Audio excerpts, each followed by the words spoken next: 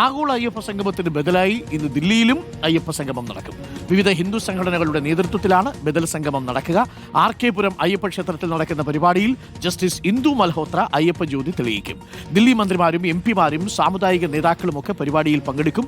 സംഗമത്തിന് പൂർണ്ണ പിന്തുണയുമായി ദില്ലി NSS ഘടകമുണ്ട്. PR സുനിലുണ്ട് കൂടുതൽ വിവരങ്ങളുമായി. PR Sunil, very good morning. സ്വാമി ശരണം എന്ന് നമ്മൾ പമ്പയിൽ പറഞ്ഞു. ദില്ലിയിലും സമാനമായ ഒരു അന്തരീക്ഷമാണെന്ന് തോന്നുന്നു അല്ലേ? RK പുരം ക്ഷേത്രത്തിലും ഒരു ബദൽ സംഗമത്തിന്റെ തയ്യാറെടുപ്പുകളൊക്കെ ഉണ്ട്. നല്ല ക്രമീകരണങ്ങളാണ്. 2000-ഓളം ആളുകളെ പ്രതീക്ഷിക്കുന്നു എന്ന് പറഞ്ഞാൽ ഒരു വലിയ ഭക്തസംഗമം തന്നെ പ്രതീക്ഷിക്കാം അല്ലേ സുനിൽ?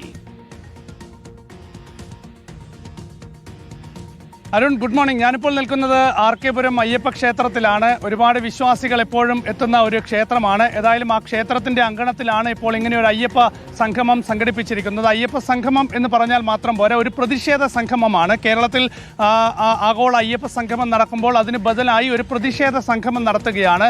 നിരവധി ആവശ്യങ്ങൾ മുന്നോട്ട് വെച്ചുകൊണ്ടാണ് ഈ അയ്യപ്പ സംഗമം നടക്കുന്നത്. ഇവിടെ നമുക്ക് ദൃശ്യങ്ങളിൽ കാണാം, വലിയ സ്റ്റേജൊക്കെ തന്നെ ഒരുക്കിയിട്ടുണ്ട്. അപ്പോൾ ഈ സ്റ്റേജിൽ തിരിതെളിയിക്കാൻ പോകുന്നത്, ഈ ഡൽഹിയിലെ ഈ ഒരു പ്രതിഷേധ ബദൽ അയ്യപ്പ സംഗമത്തിന് തിരിതെളിക്കാൻ പോകുന്നത് സുപ്രീം കോടതി ജസ്റ്റിസ് ആയിരുന്ന ഇന്ദു മൽഹോത്രയാണ്. നമുക്കറിയാം, നേരത്തെ 5-അംഗ ഭരണഘടനാ ബെഞ്ചിൽ സ്ത്രീ പ്രവേശനത്തെ എതിർത്തുകൊണ്ട് വിധിയെഴുതിയ ജസ്റ്റിസ് ഇന്ദു മൽഹോത്ര ഇവിടെ തിരിതെളിയിക്കുന്നതോടെയാണ് വൈകിട്ടോടെ ഇവിടെ അയ്യപ്പ സംഗമം ആരംഭിക്കുക. ഇവിടെ അതിന്റെ ഒരുക്കങ്ങളൊക്കെ തന്നെ പുരോഗമിക്കുന്ന നമുക്ക് കാണാൻ കഴിയും.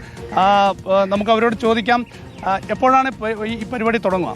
ഈ പരിപാടി ഇന്ന് വൈകിട്ട് 5 മണിയോടുകൂടി. ഇതൊരു രാഷ്ട്രീയ സംഗമമാണ്? അല്ല, ഒരിക്കലുമല്ല. ഇതൊരു രാഷ്ട്രീയ സംഘടന ഒരു പ്രോഗ്രാമല്ല.